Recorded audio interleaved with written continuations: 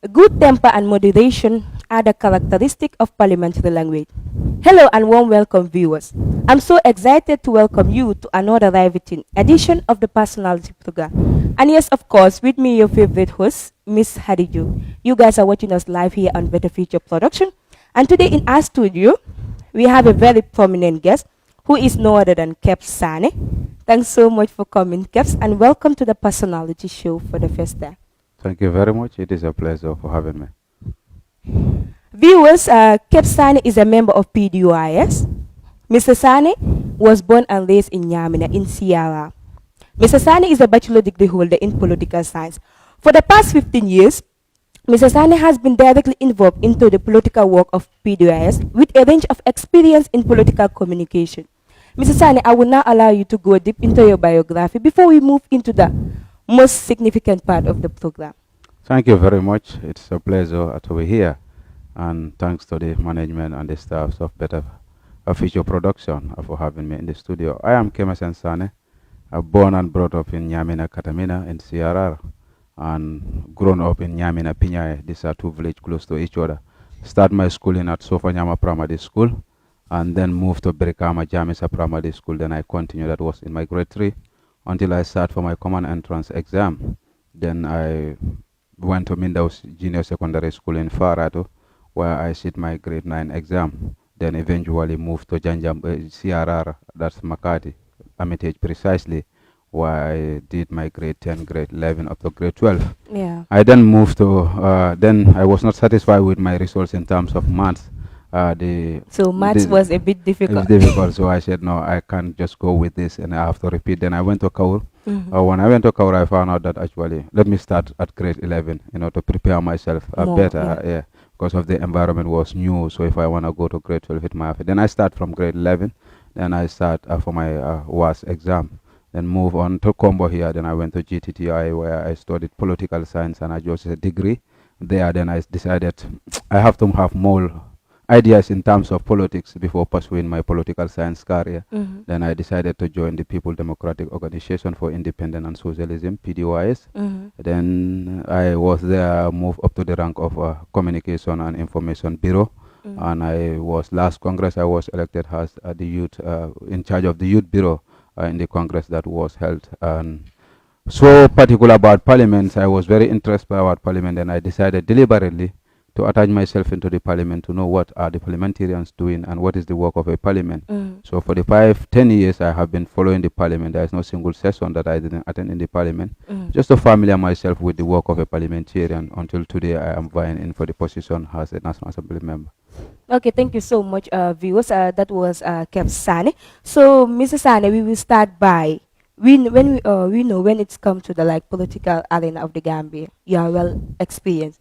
So the question is, why do you have the intention to contest in this parliamentary election? Thank you very much. Actually, I am from Nyamina precisely, and Nyamina has been part of the 53 constituency that has a member in the National Assembly that do represent our people in our constituency. But I found it very interesting or very disappointing in terms of representation, how our MPs, previous and present MPs, are representing us in parliament. And when the GBOS conduct their study on poverty, and they found out that among the 53 constituency, Nyamina West is the most undeveloped constituency and the poorest constituency. Okay, we will come to that.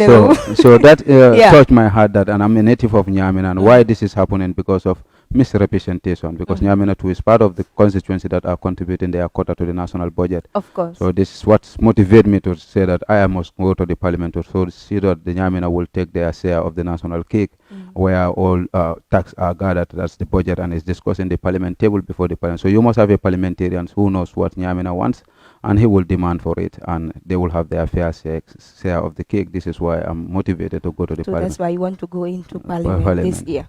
Okay, so Mr. Sanneh, if you emerge victorious in this 2022 parliamentary election, so what are we expecting from Kexx Sanneh?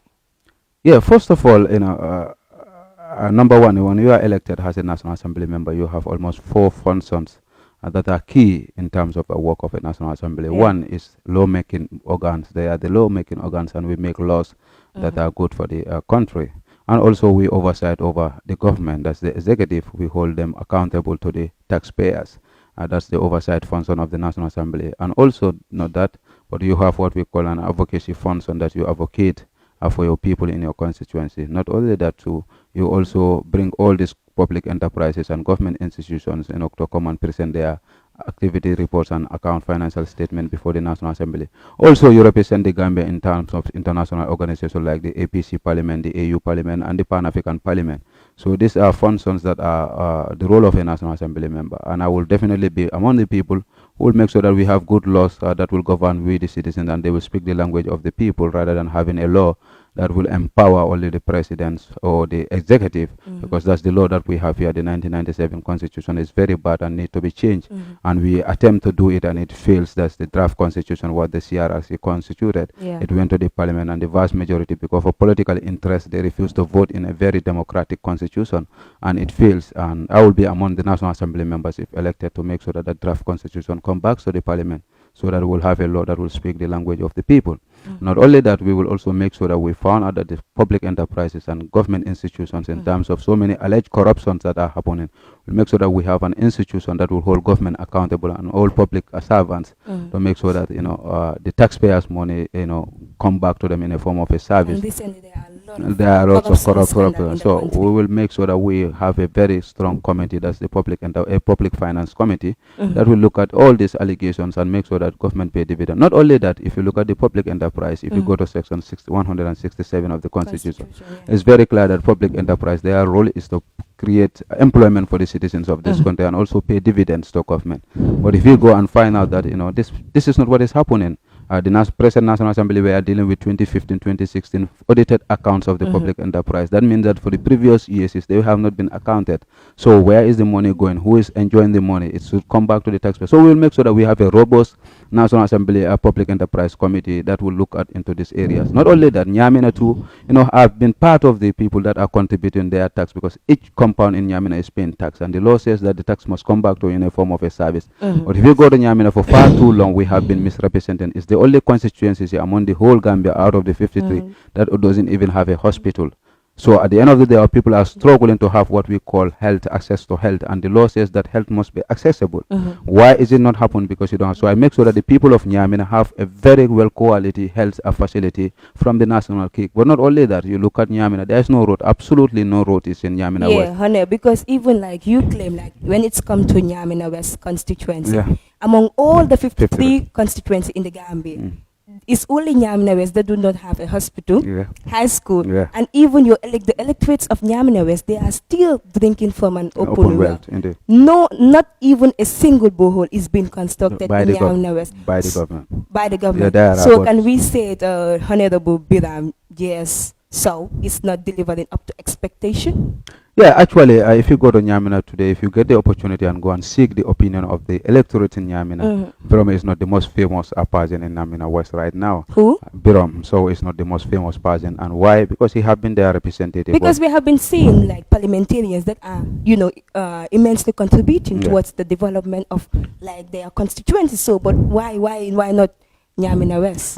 That's why I say that it's far too long a misrepresentation. But we will not only point our fingers at Biram, because Biram came he only served for 1 year. But there was a National Assembly member, may his soul rest in peace, who passed away, and he served 3 years being the representative of people of Nyamina.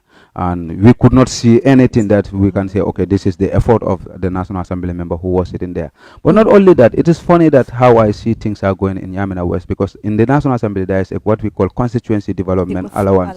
And they give each National Assembly member $15,000. $15,000 times 12 months, that's $18,000. Times 5 years, that's $900,000. But there is no single National Assembly that even tells the electorate that there is $15,000 that is allocated for you for your development. So they put this money inside their pocket rather than bringing development to the Nyamina. So and a National Assembly member. It seems that is only happening in Nyamina West constituency, because some parliamentarians claim that that development fund, they are going to invest it back to their electorates. Yeah, for me, I can speak. That's where I'm so particular about, because that's my constituency, and I do my Nyamina. I don't know, maybe other constituencies you can add there, but for us in Nyamina West, when I first told them that because the constituency development fund is not The money of the parliamentary is the money of the people. Yeah, exactly. In terms of development, so that if their boreholes have a problem, those sort of things, they can develop it. Yeah. If they need to wire their gardens and other things, they could use that fund. And normally, if you are a very productive National Assembly member, what you do is create an account that you will not be even a signatory,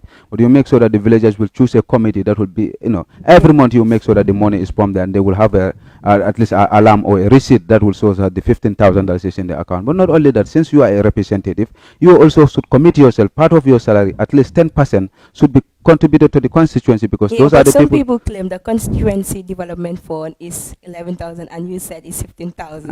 So we don't know which I can show you the documents on my phone. You will so see we all don't know which is which. Some claim the constituency development fund is 11,000 and Sanneh is saying it's 15,000, but maybe one of my parliamentarians I have the document with me, because these are tools that will be used in it the seems like you are so focused on what is happening in the house. I'm so particular. And you are so passionate to be in there. Definitely, because for me it has never been my intention to run.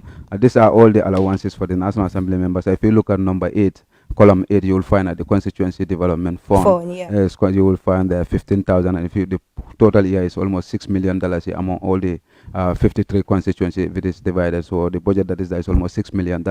So and with all this, there is not even a single borough that is constructed in Nyamina West constituency. So these are the issues that happen, and this is why I said that when I come to the national, my first task is to establish what we call a bureau in Nyamina West. That will be a constituency bureau, and I will employ somebody who will be sitting there, a citizen of Nyamina, and this person will be my liaison between me and my electorate, so that every development or any problem or any concern will be lodged to that office, and I will be in direct contact with this your person, so that I will know what they are the one that put you me there, so that if I'm busy in Banjul here, any concern, I can raise it in the House of Parliament, so that it can be addressed. But this chain is not between the National Assembly. Some, they will not even barely go to their constituency, or if they go, they just go to their village, see their family, and just march away. So these are the things. So there's no link between the electorate and the person who is electing them. So for me, I will bridge that barrier.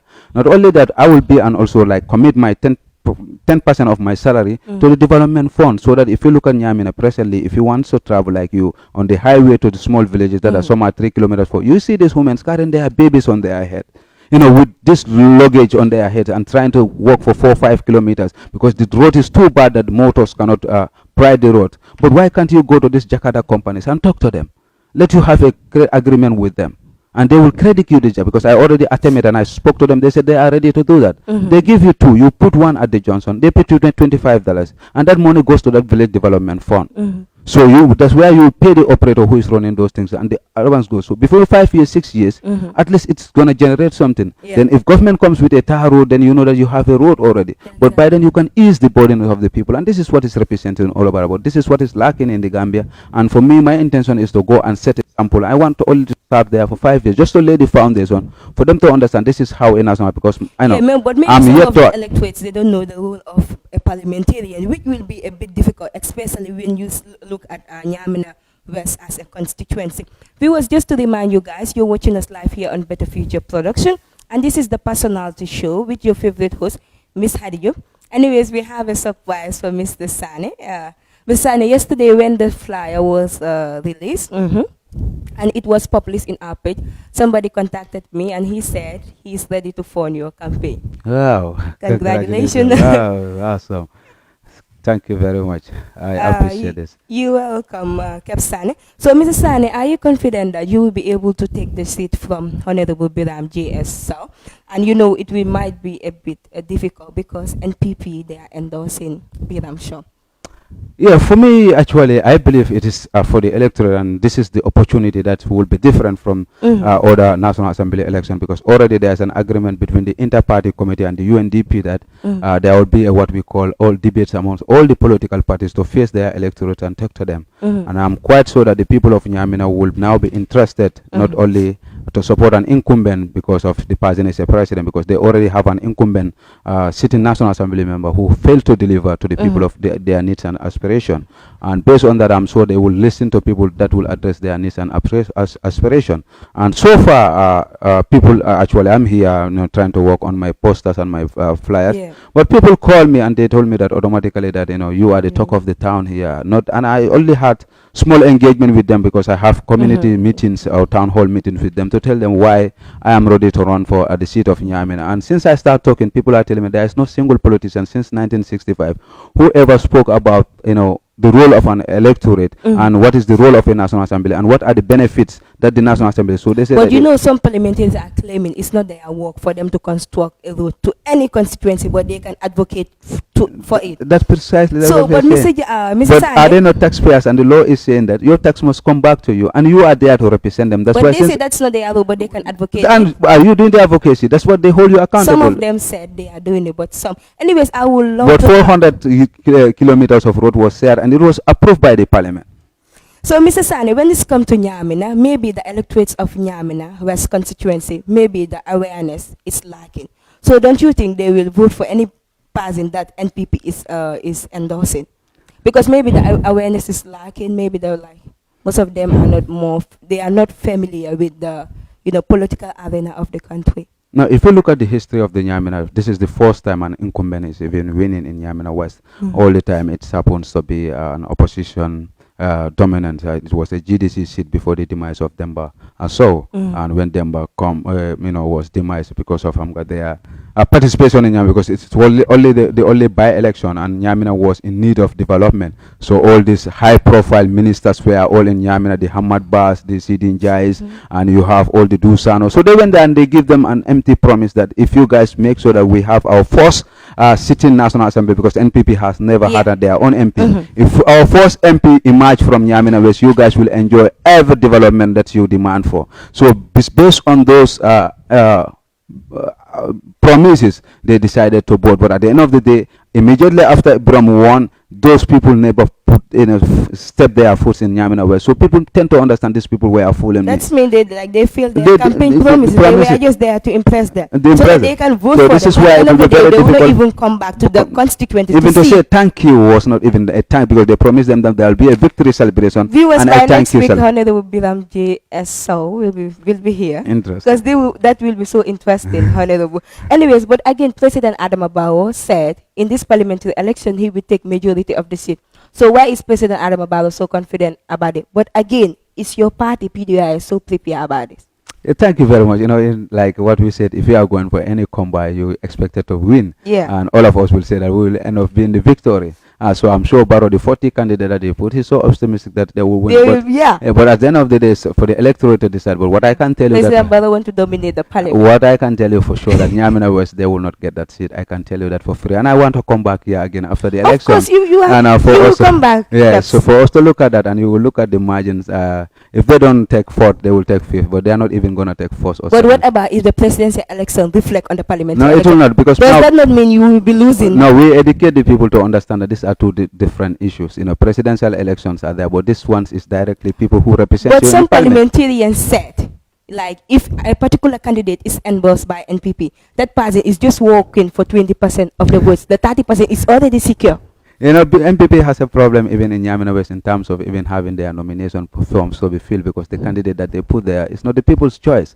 So people are very aware and they are very conscious of their own rights. So they understand, because we make sure that political education was there. We are not doing this just for now, because we found that Nyamina West was left far too. So what we do is political education. We have our young people that we have our WhatsApp forums where we normally discuss for them to understand why you are electing people. You don't just vote for the sake of voting. You vote because you thought that the person who represents all of us cannot go to the national. You say you must entrust your power. But in this parliamentary election, some people will be voting because you and that particular individual, you guys are family. This is why we educate them, and we made them to understand that this is different. If you go to Nyamina West today, Biram is contesting agencies on brother. So that shows you that political awareness. It's just ideology. And for me, I even attempted. My father is in NPP presently. He's the chairman of the NPP, and I'm so under the Doi ticket. So you could see the political awareness. Even that relationship is no more than it doesn't matter. What is there is the ideology, and the young people believe that definitely there is a need for change, and they are looking at the competent among all the 6 candidates that are vying in for Nyamina, because we have 6 candidates that aspire, 1 independent, and the other ones are political parties that the NUP, the PDOIs and the UDPs and the GDC and the MPPs. They are all there, all the political parties that contested in the, apart from Dr. Ismail Assise, our party, they are all there, and we are contesting. 6 people are there with 1 independent. So on Thursday will be our nomination, but follow the nomination. Maybe you will see it on the screen. Of you see course, the numbers that are following us. You will know that definitely this is not the time. This is not a joke. But this is one. They are looking for a competent person to represent them in Parliament, and I think they will do the right thing. But for me, I always tell people, election, there is not a winner, there is a loser. What is there is that you think that you can do the job better, and you offer yourself, and that's your constitutional right. You have the right to vote or to be voted for. Exactly. And if you exercise that right, if they choose somebody that know that it's not your chance, do again and try, or you even support that candidate so that you can bring the development in Nyamina. Because if Nyamina develop, that's our benefit. It's so the benefit of all of us. So all of us. So for me, if it doesn't matter which candidate is there, if you are doing the right thing, it doesn't mean for me to come and even participate. And when it comes to national development, like there's, you should not even consider I'm from NPP or UDP. Indeed. Because if you have Gambia at heart, you will work for the development of the country. You will not see if you are from X political party or Y political party. Indeed. So, Mr. Sanneh, considering the outcome of 2021 presidential election that declared President Adama Barrow the President of the Republic of the Gambia, what do you make of that result? Yeah, for us, we respect the verdict of the people from our political parties' position. We have our what we call our electorates, or observers, or our party agents that we are doing from the registration process to the election day to the counting polling station, and we didn't capture any report from them that says that the election was rigged or there was election malpractice in the election. So for us, we believe in what the people tell us, and we accepted the results that was announced by the Independent Electoral Commission. And we are looking for the second phase, that's the National Assembly election, then moving to the councillors election. For us, the presidential election is a history. Adama Barrow is the president, and he will serve for 5 years according to our constitution. But after 5 years, we'll go back to the election, and the Gambian people too will decide. So for us, we have nothing against the president. We accept the verdict of the Gambian people that Adama Barrow is the chosen person, and we respect that until next 5 years. But again, during the election registration process, you claimed like you, Pdis as a political party, you did not pay much attention on the registration process, which I think it was necessary. Indeed. And again, during the election day, Pdis as a political party, you guys do not have agent in all polling stations. Indeed. Some people even claim like you guys decided to take that step because you were trying to minimize cost. No, actually, not only cost, because we make sure that we make an announcement over our WhatsApp groups, and communications were sent to all our regional coordinators and our bureaus that we need each polling station 2 participants, and those who are ready to do that, there will be a pay attached to it, and they should identify people. And at the end of the day, the numbers or the names that we receive, those are the ones we put there. So others even promised us at the last part that they went to other political party because those people are being higher than that we were actually doing. And normally for me, I have done that for several times for PDIs, and I don't need even for me to be paid, because if I believe in a political party, I need not to be paid to go and guide my ballot box or to be an observer there. So, but this was the issue because of just this politics of patronage, and you cannot compete with the incumbent in terms of finance of political parties, and because this man controls the national budget and everything. So we were not in any competition. So others even promised us they will go. At the end of the day, I went even in Serakunda because I was touring the whole constituency, to see our agents and give them their foods, their breakfast and other things. I go to other stations, they promised me that they will be there. When I go there, I will not find anybody. Then I have to go and look for somebody to come and replace. So this were the shortcome. But our intention was to have our polling agents at every polling station. But exactly, because that's why even when UDP, that's the United Democratic Party, when they reject the election results, according to PDIs, you guys do not have any tangible evidence to present because you don't, because the reason may be behind it because you don't have sufficient agents that will be giving you information. Because I think during the election day, your agents are the eyes and the ear of the party. Indeed. Yeah. Yeah, but actually not that. But people have to understand that, and we fail to understand that. Like, if you go to the IEC, either has a polling agent or anything, you got all the ballot. It's not only your ballot. So if you have, even if people understand what is the role of a party agent, you don't need to only guard your ballot, but you have to make sure that you guard up, because any malpractice will affect all the ballots that are there. Yeah. So you make sure that if you are on a UDP ticket or a PDIS ticket, if one ballot is there, you make sure that you monitor all the 6 ballots that were there. Exactly. But as an agent, you will pay more attention. That's how on the ballot box of PDIs. That's how they do it. But normally, because I don't think you will be able. There is an open place, and people see. Yeah, it's an open place. So you could have monitor. You make sure that every step that the ballot move, you are there. Yeah, because that's why it was so surprising when when they say there was a malpractice during the during the election day, because this was spot counting and all the votes were counted on the spot, and agents were there. EC personnel were even international observers were also there, so because it is not an electronic process whereby the data can be changed, but this were just simple marbles that you will be dropping on the ballot box. Yeah. So, Mr. Sanneh, and some Pdis parliamentarians accuse IEC of registering people that are eligible to vote. No, for us, that's like, because we are very conscious of the fact that what is the law of the constitution, that there is no single Gambian who can question the citizenship of your fellow citizens. It's only the minister, and the minister even doesn't have the power. If he thinks that Kexx, doesn't obtain what we call the Gambian citizen in a legal way, what he can do is to write to the high courts, and the high court will be the one who will make sure that whether you have obtained it. So there is no citizen in this country that have the any authority to question the citizenship over. Even the person acquired the citizenship in a fraudulent manner, you didn't have the power to. That's the language of our concern, and we are very concerned about because we talks about the constitution, we guide ourselves in terms of. So why some parliamentarians of PDIS said IEC register people that are not suitable to vote? Who is this National Assembly of PDIS? Is Honorable Usman Silla did say that. Then maybe but actually for me, I am not aware of any document, or I was not opportunity to. So in your own perspective, the election was free and fair? It was Gambians who voted, and they voted for it. That's my position. Oh, okay. So Honorable, Mr. Mr. Honorable title there. Because I'm so used to these parliamentarians. That's how I address them, Honorable. But today I will be using Mr. Sanneh. So Mr. Sanneh, Honorable Halifa Sallah has retired from politics. Do you think Pdis as a political party can survive without their flag bearer?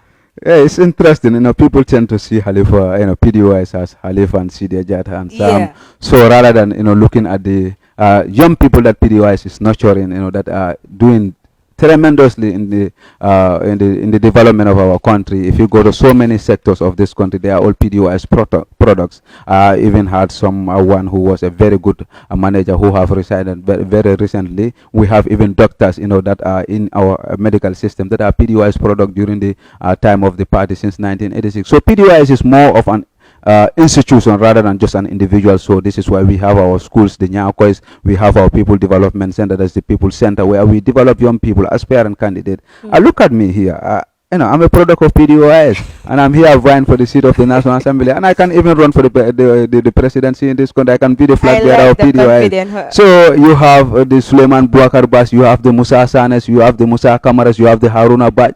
So therefore you have the Anitas, you have the Elizabeth. Do what Honorable Halifa Sallah was doing? No, Halifa is a very unique person. We will not be perfect like Halifa, a unique person, and he have his own personality, and he have his own, perfect things. Then we cannot be exactly like Halifa. But most of these Gambians, they look up to Halifa. So I always tell people that you will not have exactly Halifa Sallah, but his good practice and how he conceived. We can practice those things and implement them. His honesty, his modesty, we can take all those things. But Halifa is another different type, unique person whom he's another level in terms of politics awareness, because he's very curious. Halifa, every single document he lay his hand, he wants to read and understand. Halifa will be glued on the TV to know what is happening in the international economics. That's why when he talks about economy, you think that he studies economy. When he talks, and most of these people, when Halifa Sallah speak, they say Halifa Sallah. I don't understand. Halifa Sallah is speaking jargons. And they don't research, and Halifa they don't research. Maybe Halifa Sallah can even use a simple word, but for them it is a big word. But Halifa do research very much, and is very disciplined in terms of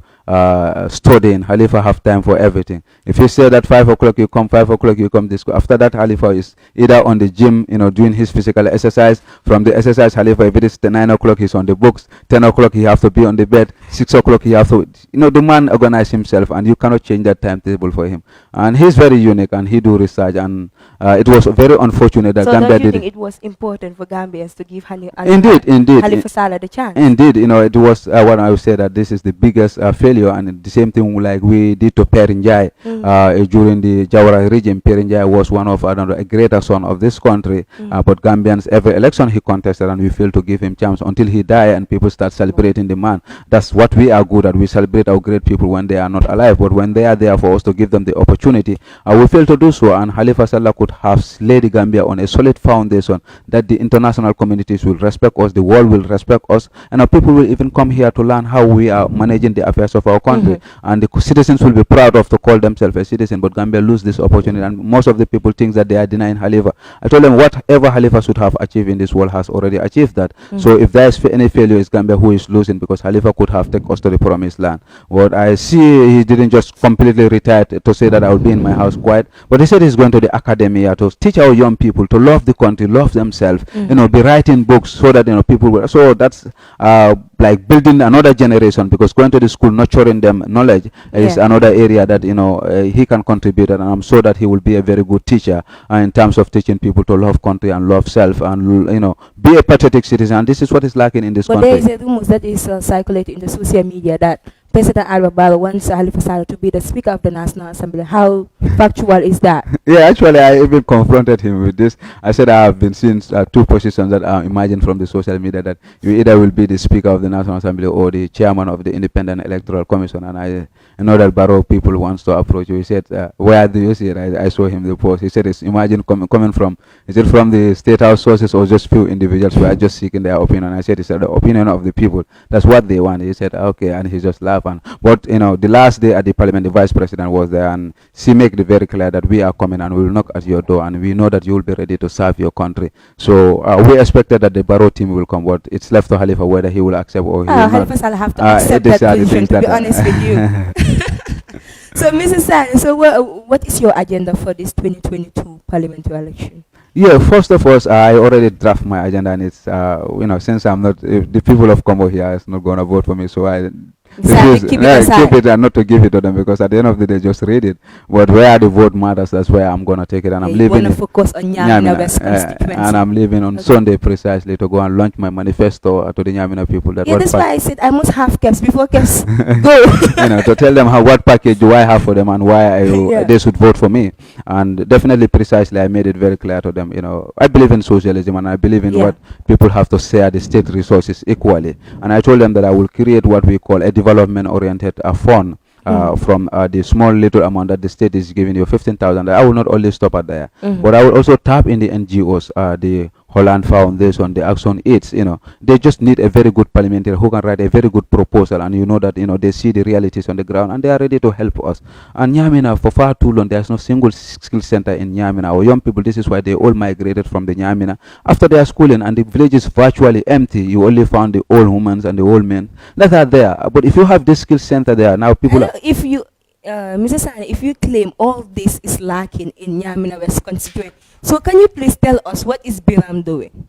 Actually, Biram, if you tell him, he said last time I had his interview that he only served for 6 months, and he was involved in an accident, and from the accident before he recovered, now we are in the election, so virtually he didn't have time. That's what he claimed that was an excuse from his side, and it's for the electorate to judge that. For me, that's what he claimed. This is why. But for me, 6 months I could have laid the foundation, and I will sit with the Nyamina people to know. First, if you have to address the problems of the people of Nyamina, you must first, know what is on the ground. You must know the conditions of Nyamina. You cannot solve a problem if you don't investigate and find out what are the problems. So this is why it needs a consultation to sit with the people of Nyamina to know what is their challenges and their needs and aspirations. If you understand that, you document it. You look at what you can address in the short term, what you can address in the medium term, and what you can address in the longer term. And if you do this, you will definitely address. So before you end of year, if you don't address all of them, but at least 50% will be done. So your predecessor who is coming after you will just follow. So already there is a lay down foundation that how you intend to go. And with that office, all the documentation will be there. So it's going to be an office for any National Assembly member that will come to that place. So already there will be a fund. But this is what is actually lacking. First, you must build an office that will receive all the problems, and this is people care less about and there must be a constituency office, and you must have resources for that constituency too. That means that the $15,000 that is coming up should be created in an account that you will also, make sure that you look at the developments. But not only that, talk to the NGOs like this Women's Scaffold. They are doing these gardens, and you have beautiful tomatoes that they are producing from their gardens. I went there like, but at the end of the day, there is no market for them, so it's just destroyed in their hand. But you have a guide company here that is turning the tomato into a tomato paste. Exactly. As a National Assembly, why can't you go there and have a contract with Bouakar Jawara and tell him that since this is what tell us the type of tomato you want, our people will be producing it. You make sure that you create a small storage facility for them. So the moment they harvest those tomatoes, they will put it in that storage. Then guide company will come and just purchase them. So those people will know that if I cultivate this tomato, I'm having an income there. So they will keep on cultivating, and you are helping them to grow, and they will invest in the business, and it's gonna remain in the village. They can build beautiful houses because now they know that the market is already there. The papers too. I see a lady here who is pounding out these papers and putting it in a seal and taking it to Europe. Why can't you go there and talk to these people? Nyamina produce the higher quality of milk in whole of the Gambia. This fresh milk, and there's a factory in Banjul here that is turning our milks into yogurts, into chakris and other things. Why can't you go there and make sure that you talk to our cattle rearers, so that they will put all the milks that they are producing? Already you create the market for them. Talk to the company that we are having the market. They will put it in the gallon. You have a storage facility. You can stay there for 10 days, 20 days. If they know that they have enough, the man will come with his car or any transport. Even increase the standard of living of the people. But MPs doesn't understand. You must have the knowledge how development goes so that you understand this. And it's just need a simple proposal. Talk to institution, force them, approach, and they are ready. NGOs are here that are ready to work with the people to upgrade the life and the standard of the Gambian people. And that's solely their responsibility. But you need to, because Nyamile is a big constituency. It's not being just neglected. Definitely. So, Mr. Sanneh, as a member of Pdis, how do you see Pdis as a political party?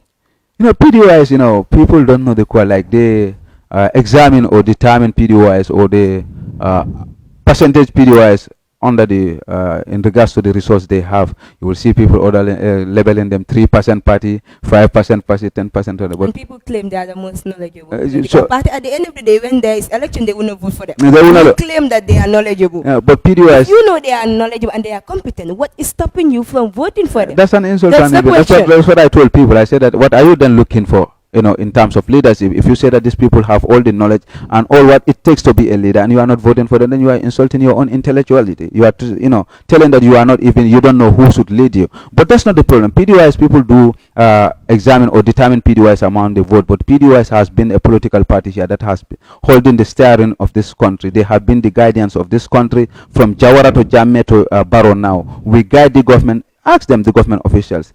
They do listen to Pdis even in the National Assembly. I spoke to one minister. He said that these people, when they are in Parliament, when they are talking about my area, my ministry, I make sure that I jot down every single word because I know that they are giving me directions that will take my ministry to another level. You go to Foraya, all these ministries, they will, what is the editorial is writing? It's from the Pdis leadership that are writing those. But they guide the government through the editorial. But look at even the magazines that we come up. We are guided. We are telling the policies are here to address the need and the aspiration of the people. It's just to take it up from themselves. And our policies, we make it publicly for everybody to see that. If you can implement it for the development of, it's not Pdis, we just want to help the government. But we have been guiding this country. Just look at the impasse.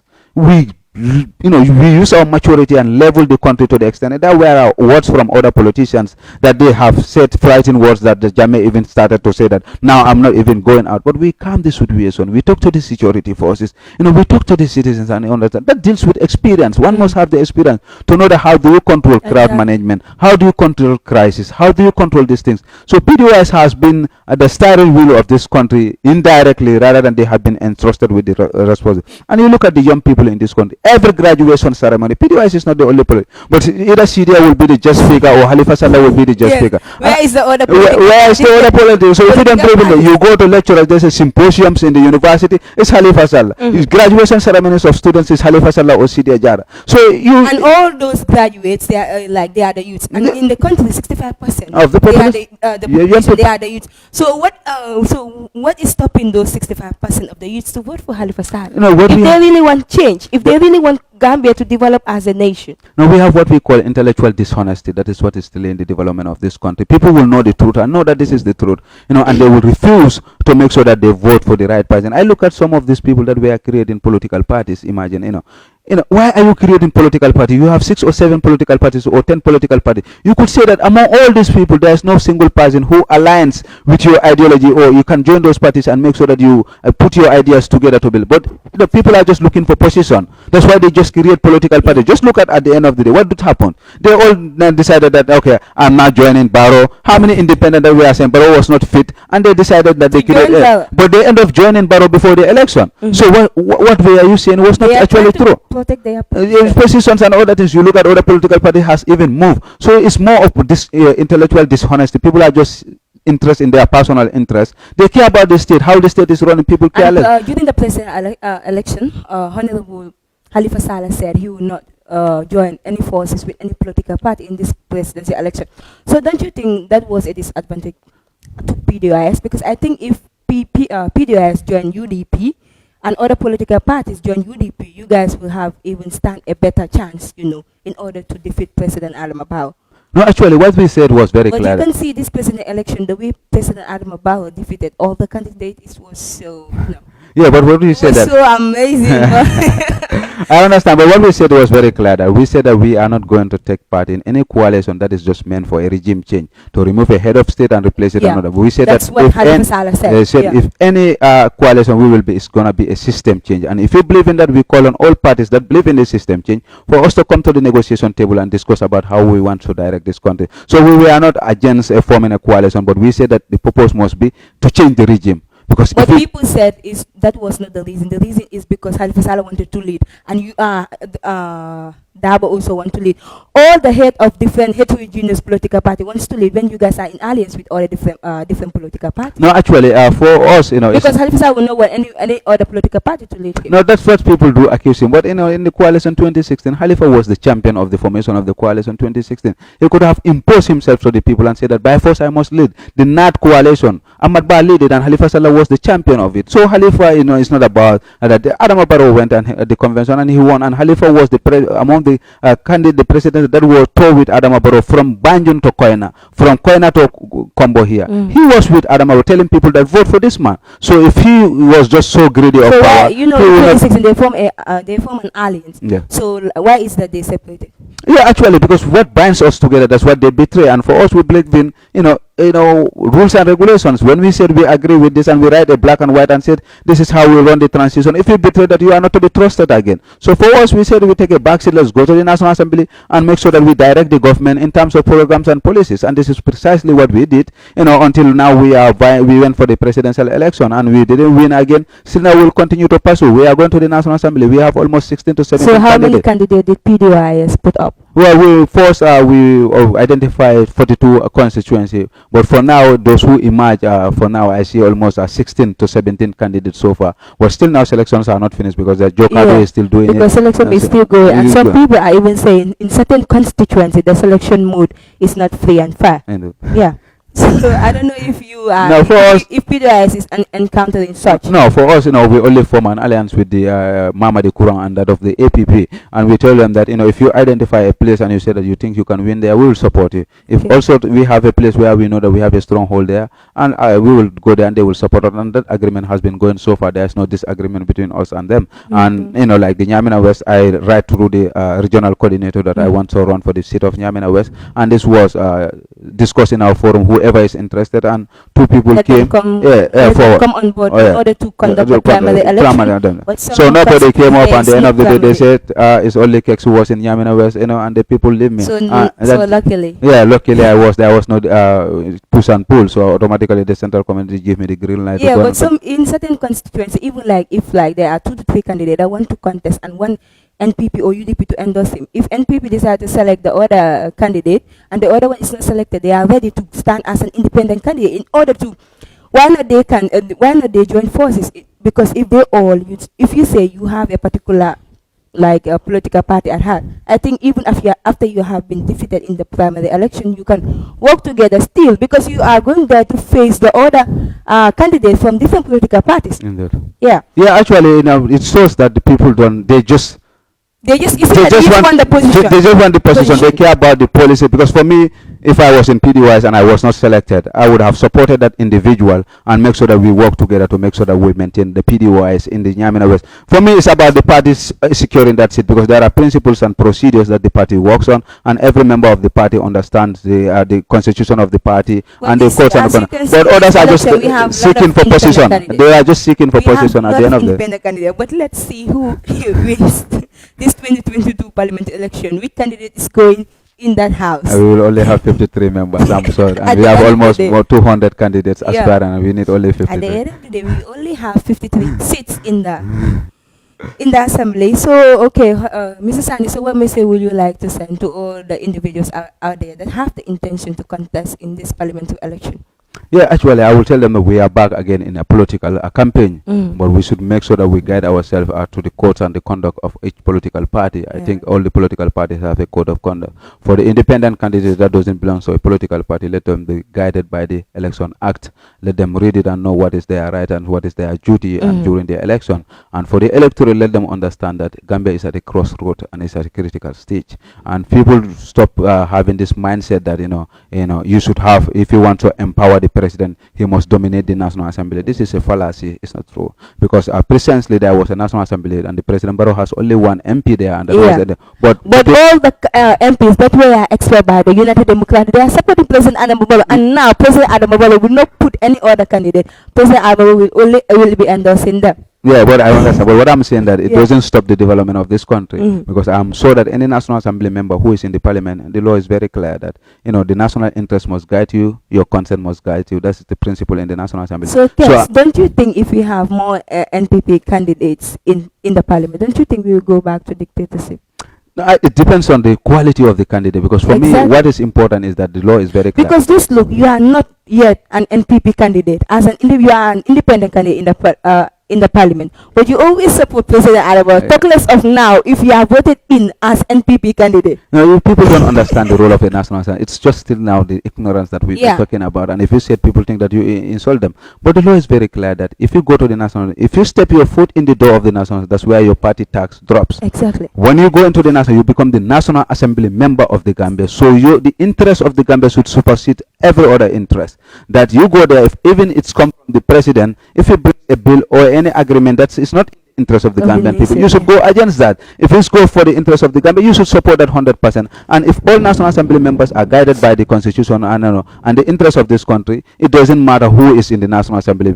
You can work hand in glove. And I told the people, I said, if I am lucky to go to the National Assembly, we'll make sure that we have a very strong team in the National Assembly that we will support the agenda of the government at any cost. If it is for the development of our people, we will definitely. But if anything that that will derogate the sovereignty of this country, or anything that is not in line with the interest of our people, we will go against it totally. And this National Assembly will be a different one. You will be seeing that we are suing government to court in violations of constitutions, in violation of it seems like Sanneh, it's going to be a different National Assembly. Joking with this. No, we have to save the future of this country. It's far too long that we have failed our people, and it's time for the young people to take the stairwinds and tell that, come on, we don't want our children to inherit a Gambia that they will not be proud of.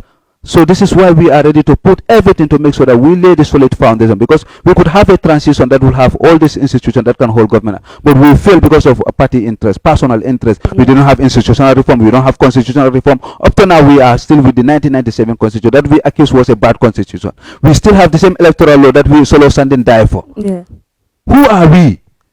There's no interest of law for this country, and we must stop that, and the young people must take the mantle of leadership. And this is why we are here. We are ready to sacrifice everything to make sure that the interest of this country supersedes all personal interests. And I'm calling on the Gambian people to observe the election. Let them not vote based on a tribal line. Let them not vote because of A is from a political. Let them look at every competent candidate. Among the candidates that are content, they look the competent person and put him into office to represent their constituency. This is different from a presidential election, and there's nothing that says that parliamentary election is something that is very important. It will determine the life of this country, and people should not joke about it. And I'm calling on the electorate to So, make sure Mr. that they Sanneh, when are you likely to start your campaign? Yeah, IEC has a calendar, so we always make sure that we are guided by the calendar. Let them not go beyond the calendar. I see other people where are going, but we always respect the election since it's not officially for campaign to start. We respect the IEC Act, and we after the sharing of our color notes, we are sitting waiting for them. They communicate. And you them. said among all the 38 villages in Nyamina constituency, it was only one village that did not accept your color note, right? Yes, I went to all the villages and I accepted, and for luckily Malikunda, I met the alcalde there who refused to accept my color note, and he said that for him he is not associated with any political party and he will not. But funnily, I found that he was filling the form of Biram Sowe, and who is also another political aspirant candidate. So I told him that you are the alcalde of this village, and every person is under you as your subordinate. So why are you discriminating us because of Biram? Why is it MPP and you are looking to be a chief, or you are promised to be? And so we have the argument, but there was a funeral. I wanted to guide him to go. I wanted to guide him, to understand that this should not happen. But I just leave it because there was a funeral. Just to remind you guys, this was the personality program with your favorite host, Miss Hadiju. Anyways, Mr. Sanneh, we have one more question before we close the program. So now let's talk about some of the issues that is affecting us as a nation. Because recently there is no price control in the country, and like the price of commodities in the country is increasing day by day. Some people even feel like the government is so silent about this. So what do you have to say about that? Yeah, it's very unfortunate. Just precisely the last session of the National Assembly, the minister was before the National Assembly, and this issue was raised by the parliamentarians, and the minister was like, yes, we are aware of it, but we don't want to act, because if we act, they will say that we are dictators. But we are talking to all stakeholders to make sure that prices are controlled, because the government is not putting any heavy tax that people are saying. So, and it's the law is very clear that government must promote the general welfare of its citizens, and any government that is not fit to do that is not fit to govern us. So you see, these things are affecting. I go to the shop, I buy this for $10. That same night, the same quality, you didn't buy another new one, you said $13 in $15. And you are saying that a government that should regulate everything is telling us that, but the government cannot control the price, because Gambia, we always focus on importation of goods from other countries. But if you bring the goods here, it's the government that is putting on tax, and the law is saying that any amount of any tax that you pay in the government, you are qualified to add that price on the top of the price so that you will sell it. Like if I bring a goods through the ports, if I pay the duty fee for $12, the law is permitting me to add that $12 on top of the good that I buy. That's the law. So if you put heavy tax on the people, then it will reflect down to the ordinary people, because we are the ones who pay the tax. That person who paid that $12 at the port, has already added to the price of, so he's not paying that. You, the one who is going to the shop to buy it, you will buy the materials and the tax that was been paid. That's all the amount constitute the material that you are buying. So at the end of the day, that's why there's indirect tax in the Gambia here. Every person who goes to the shop, if you buy anything, you are contributing to the national coffers of the country, because the tax that the person who brings the good, you are the one who is paying that one, and that goes to the national consolidated fund, and that becomes our budget. So the citizens are the taxpayers in this country, and what we have is indirect tax and on the compound tax and other taxes. So if you put heavy tax, and you could see the GRA, the government tell them, we want you to raise $15 million for this year.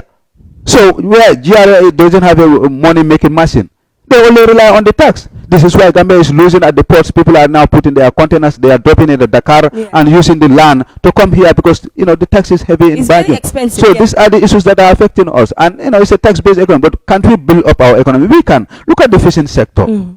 If we have a serious government, we could have, generate so many resources from the fishing sector. But you just go and give a license to an individual, come and catch all our fish, and you are proud of that. You have made a very good agreement. Why can't you catch the fish and land them here and process them here and send it back to Europe and have foreign exchange, and you create employment for your young people? This is what it's like, and they are not thinking it. Look at the sand mining and Bato Kunkusanya. It's not reflecting on the national budget. Who is controlling that money?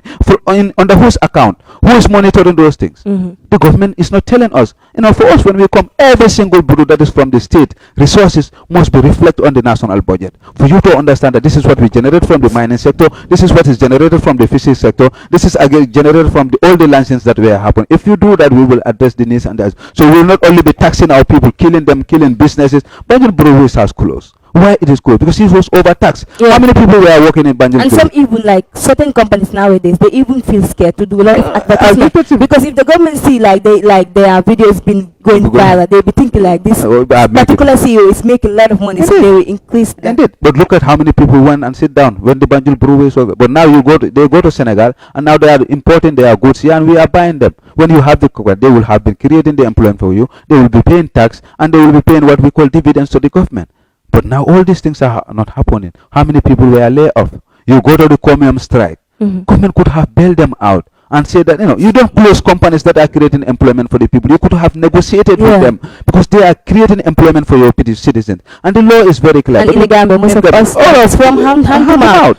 So these are the problems. It's not been easy anyway. So viewers, we now come to the end of the program. But before I close the program, I will allow Mr. Sanneh to say his final words and also to share to send the message that he wants to send to the electorates of Nyamina.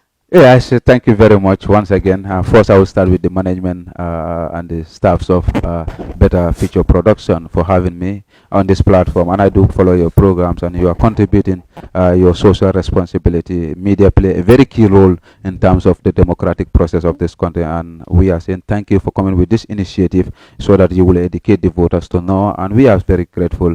To the electorate, I will say that Gambia is at a crossroad. And for us, we have to be very mindful the person who we put in the office, because there is no law that will that give you the chance to recall your national assembly. The moment you elect the person goes there and serve for 5 years, whether he's doing good or bad. The person serves there 5 years. But for us, when we go to the parliament, we want to change that law, because if the parliamentarians have the power to impeach the president, they have the power to remove a minister, then somebody must have the power to remove a parliamentarian. For us, we are ready to look at that direction to make sure that the parliamentarians too are checked by the electorate who elect them. But before then, let them be mindful and look at the person who they will elected. And my final words will go to the person who's promised that he will sponsor me, to say that this is so kind, and I'm so grateful for her, to come with such, or he or her, I don't know who. Okay, I'm so grateful, and I will say thank you very much for that kind gesture from you. And together we'll build a better Gambia that all of us can be proud of. But at the end of the day, we might have our divergent views in terms of political belief, in terms of religion, but let us not allow those things to separate us. We know that a better Gambia for all of us, where all of us can be proud, irrespective of our tribe, irrespective of our religion.